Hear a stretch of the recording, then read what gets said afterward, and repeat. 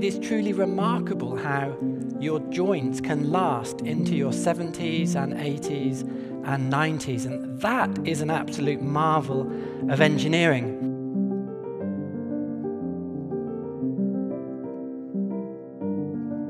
Thank you very much for your warm welcome. I was thinking of giving away some of the secrets to the Olympics, but now I know there's a team member from Team USA. I'm afraid I can't say anything, so I'm going to delete that from my talk.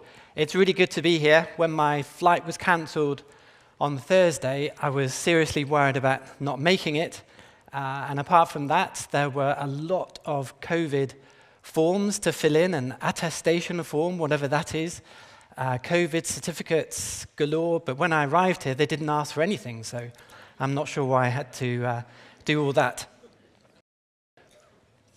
So today, I'm going to explain why human skeletal joints are a masterpiece of engineering, not just good design, but a masterpiece of engineering. And I also want to give a rebuttal to those who have these so-called bad design arguments to show that they're completely false.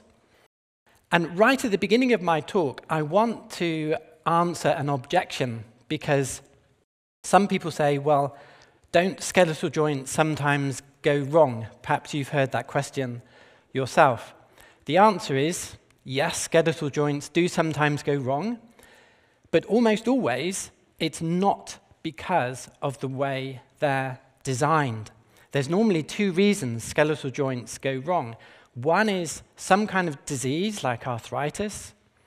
A second reason that skeletal joints go wrong is because they're overused or misused, and those two things are not to do with design. So it's really important to make that clarification. And it's also important to appreciate, it is remarkable that if you have a healthy skeleton, if you have healthy joints, you don't have arthritis, and if you've looked after your joints, it is truly remarkable how your joints can last into your 70s and 80s and 90s, and that is an absolute marvel of engineering. As humans, we tend to focus on the negative sometimes. It's important to focus on the positive, that it is amazing how long skeletal joints can last. And so if you want your joints to last a long time, make sure you look after them, don't overload them, don't do those dangerous sports, don't do American football, that's a ridiculous sport, and very, very dangerous. So do look after your joints, and you could be amazed how long they last. Well, I wanted to make that clarification right at the beginning. But I also want to, at the beginning, explain my interest in human joints. I've been involved in biomechanics research for nearly 30 years, mainly at Bristol University and Cambridge University. I've also had a post at Liberty University in Virginia. And I've had many PhD-level projects looking at joints like the knee joint and the ankle joint and the hand joint. And I've had my own labs to do my own experiments with my own hands and my own researchers, and I've analyzed many of the human joints, and I've been astounded at the performance of human joints in terms of functionality, efficiency, compactness, and endurance. Of those, I think the one aspect of performance that really amazes me continually is the compactness of human joints. If you work for a car company or a bike company or an aeroplane company, one of the most difficult things for a designer is to make things compact, to pack a lot of functionality into a small space. And the gold standard of that is biology. So that's what impresses me the most. Now, last year, in 2021, I had a very exciting year because I had a very prestigious fellowship at Clare Hall College, Cambridge. And the title of that project was Using Engineering Principles to Model Biological Systems. And it was a great opportunity to do more biomechanics research, to look at the state of the art, to work with leading researchers, and some really exciting results came out, and I'm going to share them with you. In fact, this is one of the first talks that I'm giving based on my research at Cambridge University. I've also spent time at Selwyn College, Cambridge, but I particularly enjoyed this time at Clare Hall.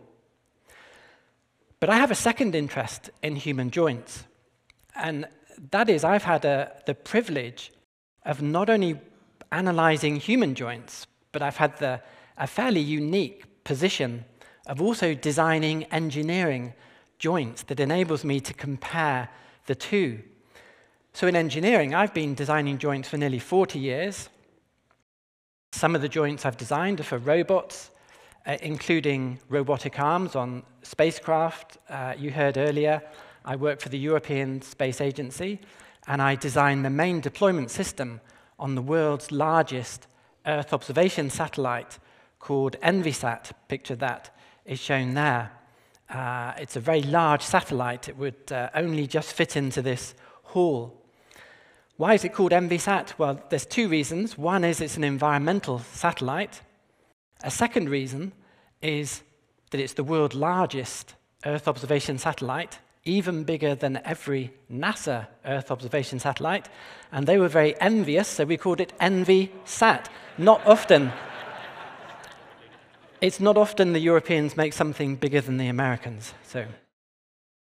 So what were the lessons of designing joints for these robots? One of the lessons was, even though with robotic engineering we use the best of human technology, the performance was nowhere near as good as human skeletal joints, particularly in terms of compactness, as I was saying before. But I've also led the design of the transmission for Team GB Olympics, for the Rio Olympics and the Tokyo Olympics. I don't know if your eyesight is very good, but on the bottom left, that result is Team GB first, Team USA second. And the reason I like this diagram is when I was working during the development of the Rio Olympics, I was redesigning the transmission for Team GB, and word from various spies came back, there's one other team redesigning their transmission, and it is Team USA. So which of those two teams will have the fastest transmission? Well, Team USA had a very fast transmission, and they won a lot of silver medals at Rio. So on the work I did with Team GB, we achieved the lowest friction ever achieved in a chain transmission. But then I looked up the friction levels in human skeletal joints. And the first result I found was that the friction level in the Team GB transmission, which is the lowest, is 50 times higher than in a human skeletal joint, which was quite a humbling fact to find. Again and again, the answer is the same. The best of engineering does not compare with what we find in human skeletal joints. So it's been fascinating to compare the best of engineering with the best that we find in biology. In this talk, I will focus on two joints. So we'll go into some detail on the ankle joint and the wrist joint. These are often underappreciated, so a lot of what I say will be new to most of you. But they are fascinating joints, very complicated joints with very complex functions and with some really ingenious design features. In fact, I would say the ankle and wrist are two of the most ingenious devices I have ever studied as an engineer, and I'll explain that during the talk. But these two joints have also recently had claims of bad design. Certain authors have focused on those two joints. So I thought these two are the perfect example to give, prime examples of brilliant design, and yet they're picked on by certain people as supposedly being bad. So just to summarize, there are two views. One view, which I hold, is that the ankle and wrist are masterpieces of engineering, and As I will explain, this is based on observational science in biomechanics and medicine. I've read hundreds of scientific papers in those two areas, and the overwhelming majority talk of human skeletal joints as masterpieces of engineering. Just to give you two examples, this is a standard biomechanics text. This is not a Christian text, it's a secular text. The ankle midfoot is superbly constructed for ambulation. And another medical reference, these ankle bones form the arches of the feet. They are quite a miracle of engineering, forming a structure both flexible and sturdy. I could give you so many quotes. I'll give you one more, a very famous quote from Leonardo da Vinci: "The foot is a masterpiece of engineering." And here I need to acknowledge this is where I got my title from. I was inspired by the great engineer and artist Leonardo da Vinci. Now, he didn't just say, oh, the foot is a masterpiece of engineering. He based that on observation. He had a great reputation for being a brilliant, not just a brilliant artist, but a brilliant engineer. And he made really fine anatomical drawings, as you can see up here. A lot of people aren't aware he did a lot of design and construction of military machinery, and he also foresaw some of the inventions of the future. And of course, he was a great artist, so you cannot dismiss this too lightly. Well, this is view one, masterpiece of engineering. But in recent years, a second view has come to light. And this second view, a very radical view, a very different view, is that the ankle and wrist have a bad design. When I started to hear this, I was just astonished. I've been working for decades, and all of a sudden, this view comes. And it's not based on observational science. I want to make that clear right now. It is based on evolutionary philosophical assumptions. And I can give an example of that. Because this book came out in around 2018, Human Errors, by Nathan Lentz from New York City University. And in his book, he focuses, one of his key examples of the ankle and the wrist joints. In fact, if you look at the book cover, the subtitle mentions pointless bones. So for him, the ankle and the wrist are two of the key examples he wants to give of why humans are badly designed. Well, this is what he says in his book. Humans have way too many bones. Now, when he says that, there's no scientific reference. It's just a statement he makes based on the assumptions of evolutionary philosophy. The ankle contains 7 bones, most of them pointless. No reference, just he proclaims that is a fact. The wrist has 8 bones, like a useless pile of rocks. Evolutionary assumption. Evolution is poor at deleting bones, assuming that we need to have bones deleted, just another assumption. And so his book has assumption after assumption after assumption with no scientific reference at all. Now, when I first read this, I thought, well, this is a bit humorous, this is a bit funny. But then I thought, well, hang on. Students are being taught this.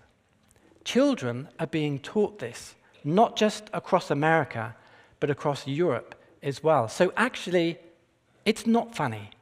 This is actually quite serious. So in this talk, we're going to see which view is correct. Because both these people can't be correct. Either Leonardo da Vinci is correct, the foot is a masterpiece of engineering, or Nathan Lentz is correct, that it's, terrible design with pointless bones. Both of these people can't be correct. Well, I'll show in this talk that Leonardo da Vinci is absolutely correct, and Lentz is catastrophically wrong. Well, let's introduce the ankle joint then. The ankle joint is actually quite a big joint. It's much more than that knobbly piece at the bottom of your leg. The foot consists of 3 sections. There's the hind foot, the midfoot, and the forefoot. And the ankle is actually two parts of the foot. So you can see the ankle is actually a big part of the foot. It's a very big, important joint. And in the hind foot, you can see 2 bones, and in the midfoot, you can see 5 bones. Now, when Nathan Lentz says most of the bones of the ankle are pointless, he's referring to the small bones of the midfoot. He cannot see any rhyme or reason to have little bones in the midfoot. Now, yes, the ankle joint is a complex joint, but as I will show, every single bone has a purpose. And in fact, every feature of every bone has a purpose. So here are the 7 ankle bones. They've all got names. In the hind foot, we have the talus and the calcaneus. In the midfoot, we have the navicular, the cuneiform 1, cuneiform 2, cuneiform 3, and the cuboid. Now, you don't need to remember the names of all the bones, but it's useful to note there are 2 large bones in the hind foot, and there are 5 small bones in the midfoot. And I will be showing that even those 5 small bones have essential and precise functions with ingenious design features. So let me just summarize the multifunctioning foot and ankle. Your foot and ankle have 5 main functions. First of all, there's what's called flexion. It's actually plantar flexion, dorsiflexion. This is for running and walking, pushing off your foot to go up. That's one of the main functions. Then you have pronation, where your foot rolls sideways. When you run, if you're running properly, you have a little bit of pronation. Too much is bad, but too little is bad. When you pronate, it acts like a shock absorber. Even if you're walking, if you walk on slightly uneven ground, you need to pronate your foot. So that's a key function. But strength is another important function. The ankles and the feet take the weight of the whole body, so they have to be very strong, especially when you lift something. But then your feet have to be flexible. Now, this is where things get rather clever, because it's very hard to make something both strong and flexible at the same time. That's a big challenge for an engineer, and the foot does it brilliantly well.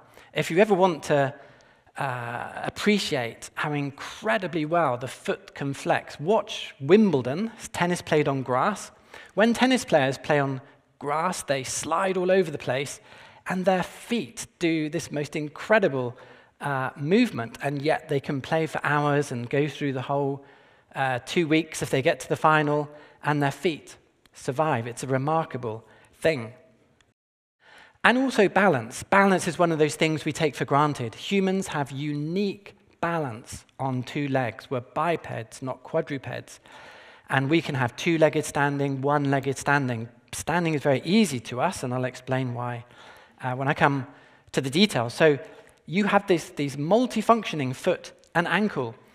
No engineer has ever designed a prosthetic foot or ankle with those 5 functions. Why? It's too difficult. It's just so difficult to do that. An engineer looks at this and says, wow, how do you pack that functionality into a tiny space of the foot and the ankle? It is quite astonishing. And the performance in terms of functionality, efficiency, compactness, and endurance is incredible. When an engineer sees that, an engineer will say there must be something very clever in that foot and ankle. And indeed, there are some very clever things. So, the foot and the ankle has some ingenious design. And one of the key aspects of ingenious design are 3 integrated arches. And this is in the biomechanics literature. And there was a quote earlier, a miracle of engineering. Those arches are a miracle of engineering. So let's go through the 3 arches. The first one, shown in red, is the medial arch. This goes through your big toe. It's a really strong, powerful arch. When you push off, when you run, when you walk, most of the power comes through your big toe. By the way, your big toe is unique. Apes do not have a big toe. They have a toe like a thumb, even on their foot. But we have a unique big toe that points forward. So here we have the medial arch. And notice that two of the small bones of the midfoot are needed to make the medial arch. The cuneiform one and the navicular are needed to define that red medial arch. Then there's the lateral arch that goes through the little toe and the small toe next to that, the two smallest toes, the green arch here. This is a flatter arch than the red medial arch, and it's a more flexible arch, which is really useful because, as I will show, when you land on your foot, you land on the green arch. When you push off your foot, you push off the red arch. So these are two arches, and they're integrated because they join at the heel, so two integrated arches. But then there's a third arch, the transverse arch, that connects the medial arch and the lateral arch, as you can see. And you can see that transverse arch contains four of the small bones of the midfoot, all the cuneiforms, 1, 2, and 3, and the cuboid. So you can see with these three arches, already you can see you need all 7 bones of the ankle. We've hardly started looking at the ankle, and we've already proven Nathan Lentz to be wrong. You need all the bones of the ankle, but I'm only 1% through the talk. There's a lot more to come. So this is the ingenious design. You may not have thought your feet are the most beautiful part of your body, but I'm demonstrating that your feet are the most beautiful part of your body with these 3 integrated arches. And as I say, these are unique to humans. And what is so clever about these arches is that they are a solution to all 5 functions of the feet that I showed on the previous slide. And if we go through that now, let's look at the first function, flexion. This is for pushing off, for running or walking or jumping. As I said before, this is the strong medial arch, and it's the perfect design for powerful liftoff. By the way, apes cannot stand on their toes. They don't have an arch. Apes can't play sport. They can't do skateboarding. There was a film once about an ape skateboarding, and they had to do so many tricks to tie his foot to the skateboard because apes cannot stand on their feet. We can, and we can play sport. I just want to mention on this slide an ingenious design feature. And if you look carefully at the talus bone, notice at the bottom how it profiles so it exactly joins the navicular. Exactly.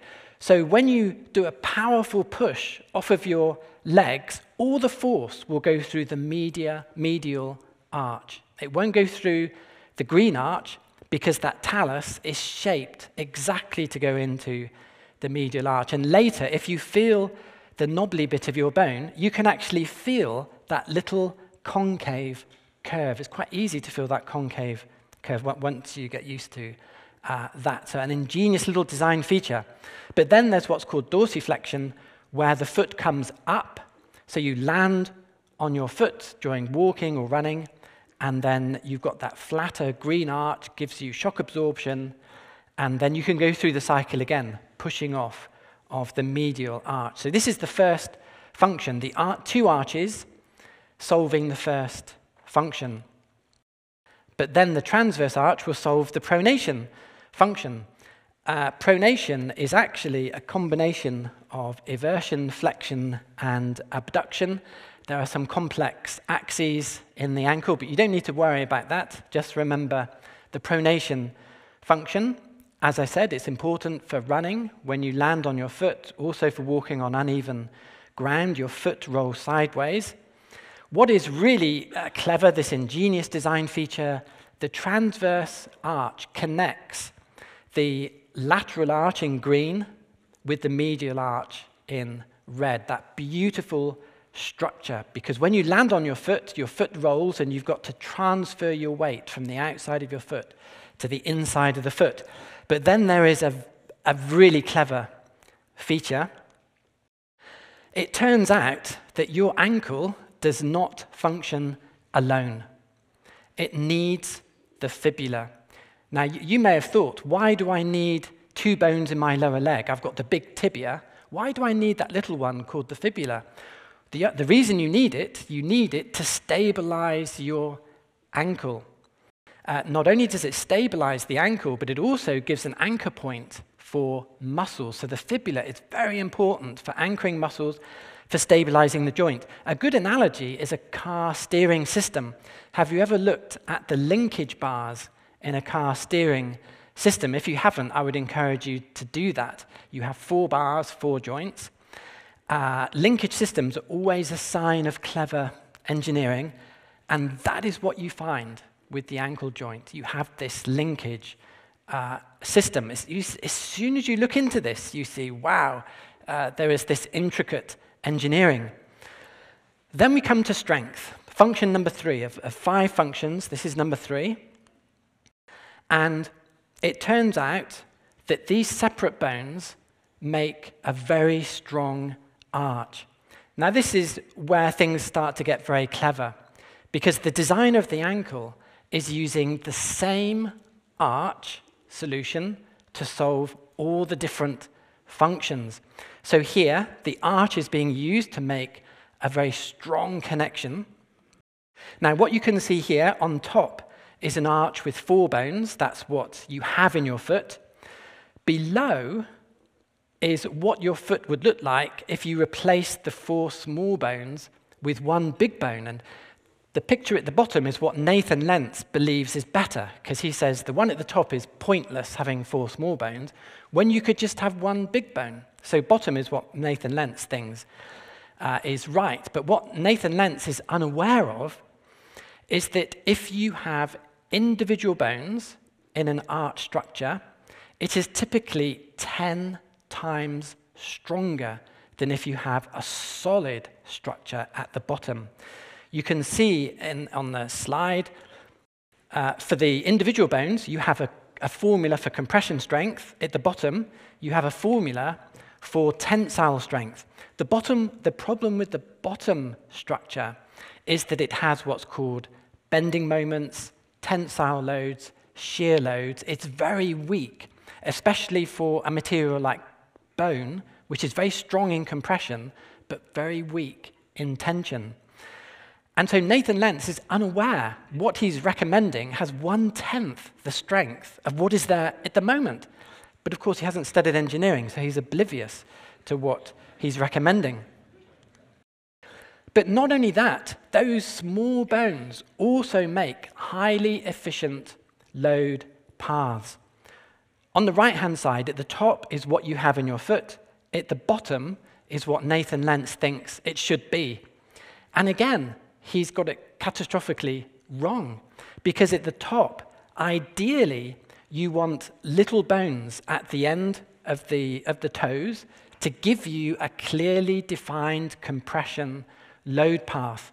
What you don't want is for your toes to run into this solid block, giving you bending moments and tensions and shears. You want these clear compression load paths, but again, he's unaware of what is optimal from a strength point of view. Then we come to function 4, flexibility. Now, this is where it gets very challenging, because flexibility is the opposite to strength and stiffness. When you get to flexibility, this is where engineers think, how can I put flexibility into this structure? Well, the designer of the foot is a genius, because he has put in this incredible flexibility. Notice on this diagram, on the left is the normal position of the transverse arch. It's a nice curve. But notice it can flex, so it becomes flat. The transverse arch can flex from curved to flat. And as it does it, it absorbs shock and is very good at absorbing shock as you run or you jump. Without that flexibility, the forces would be so much greater in your feet. So it's an ingenious feature, and it's only possible because you have individual bones which are joined with those tight little ligaments. So the message I'm giving is every bone has a function, and you need those little bones that Nathan Lentz claims are pointless. Not only that, but between all of the 7 bones of the ankle joint, there's a little bit of movement, and it's just like an engineering bridge.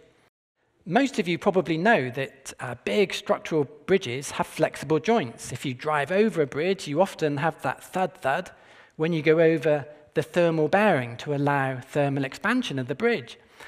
It's not just that. Bridges also have those joints and bearings for shock absorption, like this bridge shown here. And that is exactly the same principle that we find in the human foot. Those bones have very tight joints that allow shock absorption. Now, in the ankle, you don't notice much movement between those 7 bones, in the same way that if you look at a bridge, you wouldn't see the movement. But that doesn't mean those joints aren't important. They're really, really important. If you took those joints out of a bridge, the bridge would not last so long. And if you take the joints out of the ankle will not last so long. Just to give you, in this case, I'll give you a scientific reference. It's an important reference. Although movement in the midfoot ankle joint is limited, it allows suppleness and shock absorption. And there's lots of other references like that. This is the kind of reference that Nathan Lentz has not bothered to read.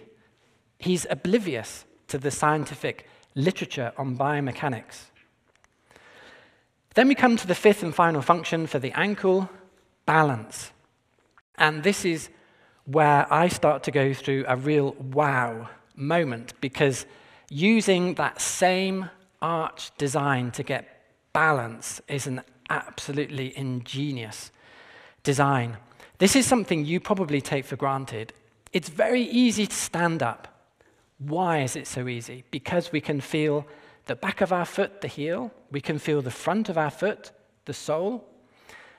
Some people are born very flat-footed, and they find it hard to stand up because they cannot feel the front and the back. It's hard to put their center of gravity through those 2 points. Very hard for an ape to stand up. It's like a balancing act, but for us it's so simple. But this is where it gets just absolutely wow engineering, because on our foot we have 3-point contact, the perfect, the ideal physical interface with the ground. You know the difference between a 3-legged stool and a 4-legged stool. And those 3 points, they are in the perfect place that allows you to put the center of gravity through one foot to stand on one leg. I'm standing on one leg, and to do that, I put my center of gravity between those 3 points. So as well as designing those arches to do all those joint functions, strength functions, flexibility functions, they also do the balance function. The ankle, the foot, is a masterpiece of engineering. Leonardo da Vinci was absolutely correct. Why is it a masterpiece? That ingenious, multifunctioning, triple-arched structure, combining stiffness and flexibility, every bone performing a crucial function. Now I want to answer claims of bad design in the ankle joint, because I've read Nathan Lentz's book and I've extracted a few quotations. The first one is the one I already showed. The ankle will contain 7 bones, most of them pointless. Well, why does he say that? Evolutionary philosophy predicts bad design. Because it predicts bad design, he can assume the ankle's badly designed. Because he assumes the ankle's badly designed, therefore the bones are pointless. Do you see the logic? Assumption, assumption, assumption. Just ignore biomechanics research. But as I've shown, all 7 bones have multiple functions. Just to clarify this point, I've written a table On the left are the 7 bones of the ankle, and I've got 4 columns for the various functions. I've actually combined 2 of the arches in the first column. So the 5 small bones have 16 functions, and Nathan Lentz is unaware of any of those. He's just saying that. So Lentz claims the ankle would function better as a fused structure, proclaiming this incredible, amazing statement. It would be better as a fused structure, like the one on the right. Well, as I've shown, the whole thing functions and has these intricate design features. Let me just give you some references. The internal ankle joints are extremely important for pronation. That's just one function. This is a basic fact of biomechanics. Walking on rough ground is difficult after a fusion. Most people cannot play vigorous sports like squash after a fusion. I'm a squash player myself, so I need my ankle to work. Please don't fuse my ankle joint. Once a joint has been fused, joints above and below take on more strain. If you fuse your ankle joint, sometimes you have to if you have some arthritis, but then you're warned you could have problems with other joints. So Nathan Lentz is unaware of these basic facts of biomechanics. Very dangerous to start making these sweeping conclusions. So Nathan Lentz says, no reason to have the fibula in the lower leg. What's the point of that? I can't see any point in the fibula, the lower leg. But as I explained, it's like the car steering system giving stability to an ankle. Imagine someone coming up to your car and saying, I can't see any point having a steering system in your car. Just get rid of those. Can I take them out for you? Well, no, please don't take out the steering system of my car. I'd rather have them in there. I think the designer had a purpose for those. And here's a scientific reference. The whole fibula is essential for the stability of the ankle joint. There are loads of papers saying sometimes a surgeon will take a piece of bone from the fibula if you need a transplant. And I think maybe this paper was explaining you can only take a little bit of the fibula if you take too much. It ruins the stability of the whole ankle. The ankle can do nothing but malfunction. Well, it's another throwaway statement. Yeah, can't do anything but malfunction. But as I explained at the beginning of the talk, a healthy ankle joint, properly used, will rarely malfunction. And I have a nice reference. The scientific researchers were really interested in this myth that joints like the ankle can do nothing but malfunction. They did a huge study, and the conclusion was, for example, with running is rarely associated with ankle sprain. Rarely associated with ankle sprain. What sprains your ankle is when you do silly things like play American football or do ridiculous sports. It's remarkable that if you are sensible with your joints, they don't sprain. And it's a scientific fact. It's important to differentiate between fact and fiction. We tend to focus on things that are negative. I can give you a personal example. I'm a very keen sports person. In the last 40 years, I've averaged running 5 or 6 miles a day. I do a lot of marathon running. I do a lot of squash playing. I still do a bit of skateboarding. That's me skateboarding on a ramp. I've never had a problem with my ankles. I'm now 58. I've looked after my ankles. I've been very careful. It is actually remarkable how robust human skeletal joints are. Of course, it's very sad when someone has arthritis or some other disease. And yeah, if you're not careful, we feel sorry for you, but it was your silly fault. If you overloaded your joint. Imagine this car driver says, this car does nothing but malfunction, right? how much sympathy are you going to give to the driver of the car? Well, I feel really sorry for you. What a terrible car this is. He says, well, the suspension keeps going. You know, who designed this car? It's not the designer's fault. It is the car driver's fault. And that is actually, scientific studies show that that's what does a problem for joints. Well, that was the ankle joint, and the wrist joint, I can promise you, is just as enlightening as the ankle joint. And this time I have a quote from Isaac Newton. The reason I've included this is because one of the things that makes the thumb very special is the way it joins with the wrist. At the joint with the wrist, there's a special saddle joint, and it's one of the keys to the incredible flexibility of the thumb. Hence, this is legitimate to include for the wrist joint. So, as before, one of these people is correct and one of them is catastrophically wrong. Either we're going to put our faith in Isaac Newton or we're going to put our faith in Nathan Lentz. And I'm going to explain which one you should put your faith in. So the wrist joint, yes, it's another complicated joint, but complication doesn't mean bad design. Sometimes complexity means ingenious design, and that's what I'm going to explain with the wrist. Every bone has a purpose. There are 8 bones. They all have names. You don't need to remember them.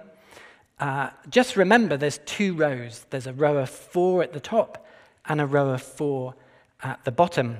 On the bottom, there are 4 there. One of them is on top of the other. The pisiform is on top of the traquetrum. So on the top, the hamate, capitate, trapezoid, trapezium, and on the bottom, pisiform, traquetrum, lunate, and scaphoid. But just remember 2 rows, top row of 4, bottom row of 4. 8 bones with precise functions. With this one, if you remember, Nathan Lentz said this is 8 bones like a useless pile of rocks. Well, I'm going to show you they are not a useless pile of rocks. There is precision engineering in the wrist joint.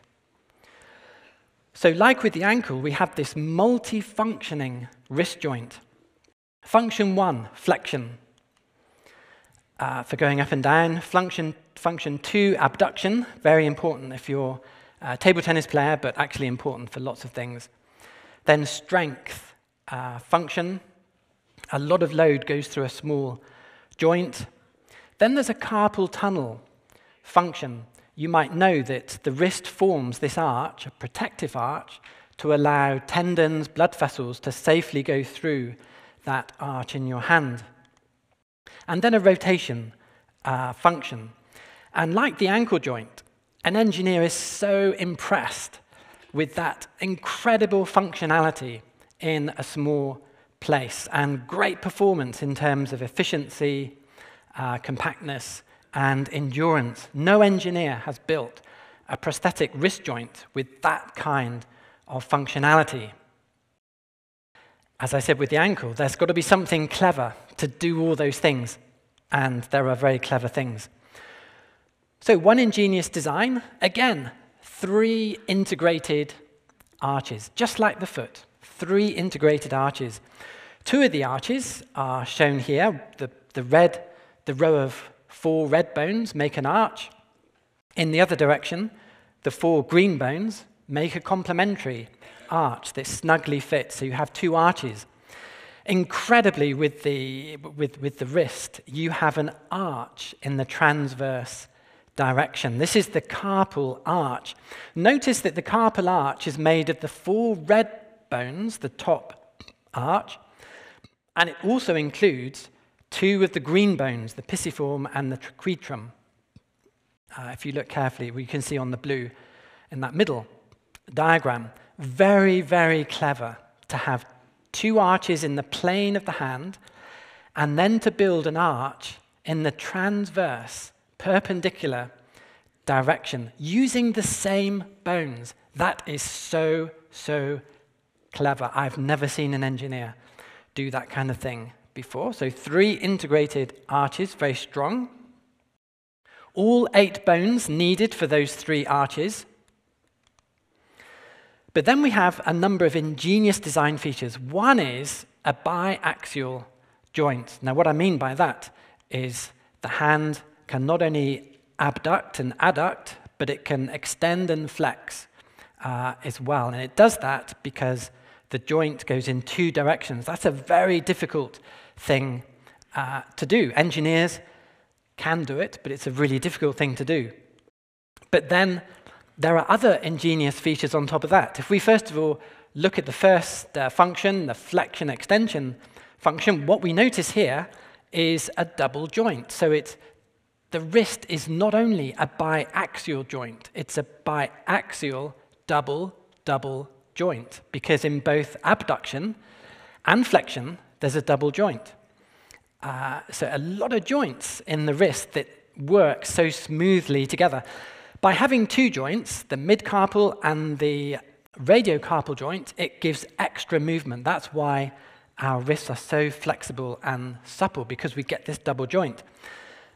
But on top of that, there is one incredible, ingenious design feature, and that is the radius of those two joints are fine-tuned to be a unique solution that gives a common center of rotation.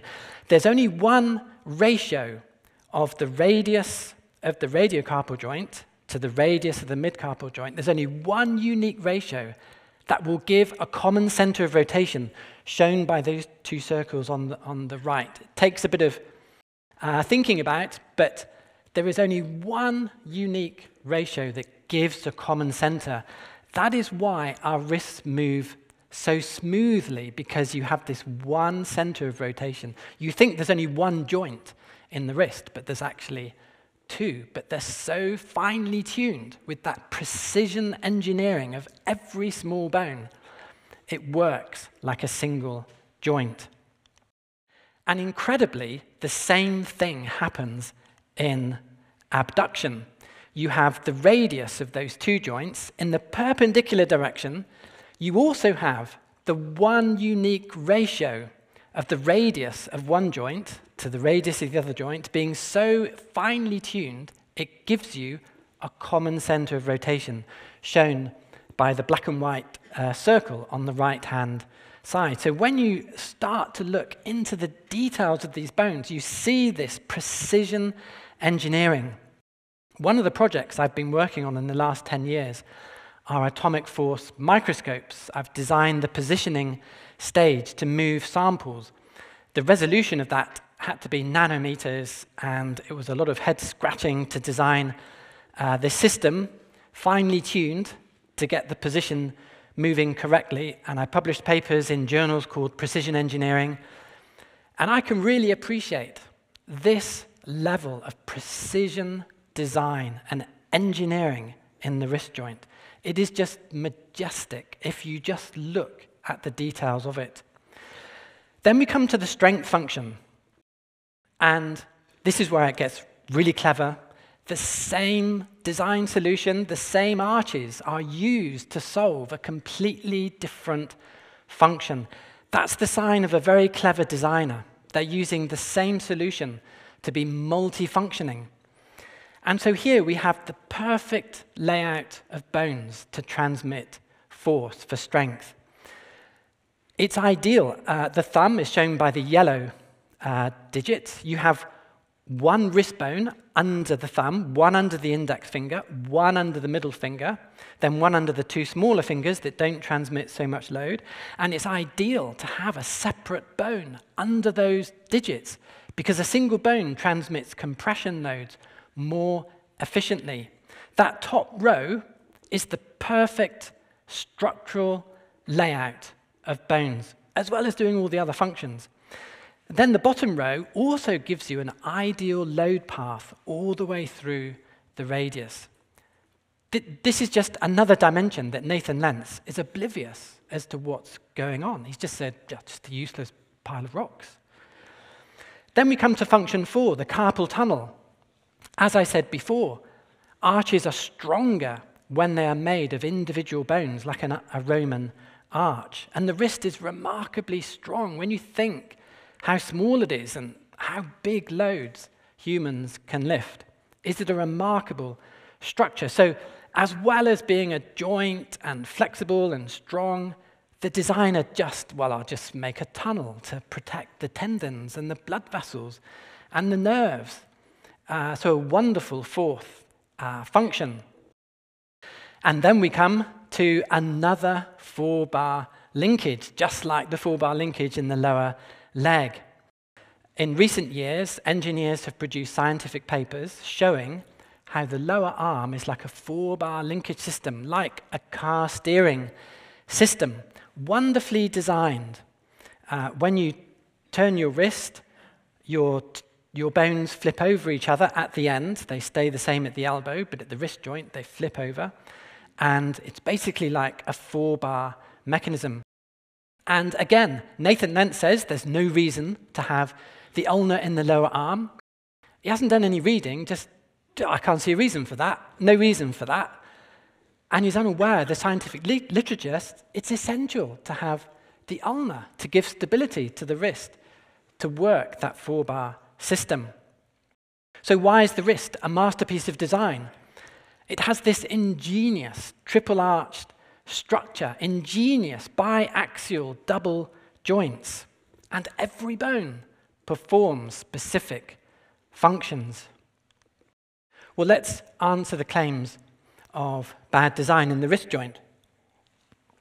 And again, I've made a note of what Nathan Lentz says in his book. So let's go through. Well, the first thing he says, wrist bones are the most obnoxious example of bones for which we have no use. He's just decided, he's telling the world, no use for wrist bones. Well, I've explained they have multiple critical functions. Here's my table. There's 8 wrist bones, and there's 26 sub-functions. And Nathan Lentz says it's a most obnoxious example of we have no use for those bones. Well, he needs to study biomechanics. The wrist is way more complicated than it needs to be. Well, there are very good reasons for the complexity. It does some incredible things. Imagine a little boy goes to a museum, and in the museum there is a Trent engine, I think this is a Rolls-Royce Trent engine. And this jet engine has hundreds of precision-engineered components. And the little boy is privileged to be with the designer of the jet engine. And the little boy says to the designer, "Sir, the parts of this engine are like a pile of useless rocks. The engine is way more complicated than it needs to be." Well, maybe the designer would say, well, there are actually very good reasons for the complexity. Every part actually has important functions. You need to study engineering a little bit, I think, to the little boy. That is exactly what Nathan Lentz does. He looks at the complexity of the ankle. He looks at the complexity of the wrist. And instead of reading a book about those things, he just declares it's more complicated than it needs to be. Well, Nathan Lentz also talks about engineering. Now, this is where it gets really, really, really interesting, because he hasn't studied engineering, hasn't designed anything. But you see, evolutionary philosophy, it seems to give people this license just to proclaim anything about anything. So he says, no robot arm will ever be designed to imitate the double bones in the lower arm. Now when I read that, I thought, but hang on, he's not qualified to start talking about engineering. Not qualified to talk about biomechanics, but engineering. So he makes this decree: no robot will ever be designed to imitate that. Last June, there was a very important review paper in the Institute of Physics. It was a review paper on biomechanics. So it was reviewing the state of the art of biomechanics based on hundreds of other research papers. And the title of that paper was A Review of Linkage Mechanisms in Animal Joints and Related Bio-Inspired Designs, Institute of Physics, UK. It's one of the top journals, and the conclusion of that paper was, to advance robotics, engineers need to copy 4-bar linkages found in animals and humans, which is the complete opposite of what Nathan Lentz said. What he said will never be done is what the paper said should be done to advance engineering. Now, you might say, how do I know that was the conclusion? Well, not only did I read the paper, but I wrote the paper. I was the author of that paper. So the next thing Nathan Lentz says about engineering is no engineer would design an ankle joint with so many parts. So having assumed the ankle is really terrible design, it then assumes no engineer will ever design a joint with so many parts. Now proclaiming about engineering. Well, I have designed robots using multiple parts just like the ankle. So what he said will never happen has already happened many times, actually, but he's unaware of that. And for doing exactly what he said will never be done, I was actually awarded the Wessex Scientific Medal. So I'm glad I didn't listen to Nathan Lentz before doing that work. This is the final quote from Lentz on engineering. A modern mechanical engineer would never design a joint with such an obvious liability as the Achilles tendon. He's not qualified to say that, and he's wrong. The Achilles tendon is an incredible design. When you jump or run, particularly when you jump, the force in your Achilles tendon can be 10 times your body weight. It is a marvel of engineering, and if you do not overload your Achilles tendon, it does not break. It's not a liability. I've never had a problem with my Achilles tendon after running 80,000 miles in the last 40 years. There is nothing wrong with the design of the Achilles tendon. So Nathan Lentz is wrong. In fact, the spacecraft I've helped to design, particularly the solar array deployment mechanisms, they use cables exactly like the Achilles tendon. So once again, exactly what Nathan Lentz is saying, would never happen, has already happened. For doing that design, I was awarded the UK Turner's Gold Medal, the Japanese Michitoyo Prize, and the UK James Clayton Prize 2019. So I'm glad I wasn't listening to Nathan Lentz before doing that work, but you can see how harmful this is for students, for children in schools, for scientific research, the damage it does to true scientific knowledge, that this isn't a joke. This is really serious. Let me just summarize Lentz's errors. So Lentz has written this book, Human Errors, should be called Lentz Errors. He assumes complexity equals bad design. He doesn't bother to look at why the complexity is there. He ignores biomechanics research. He ignores engineering research. What this illustrates is the danger of evolutionary philosophy. It gives people a license to just ignore observational science and just make these wild speculations. Evolution predicts bad design. So we must be full of bad design. Everything must be bad, and therefore it's all wrong, and there's too many parts, and so it goes on. Lentz has a truth that he already believes is true, and then he tries to mold an explanation for it. I chose those words carefully because that last point, if you look on his website at City University, New York, that's what exactly he says about Michael Behe. The very thing he criticizes ID people for, he is absolutely guilty of. And students are being harmed by this kind of evolutionary pseudoscience. And people need to be aware of that harm.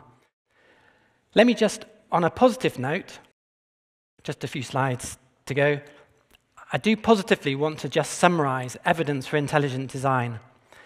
Ingenious solutions, the triple arch structures, the linkage mechanisms, the biaxial double joints, over the years, I've often been asked to judge engineering competitions, to review designs.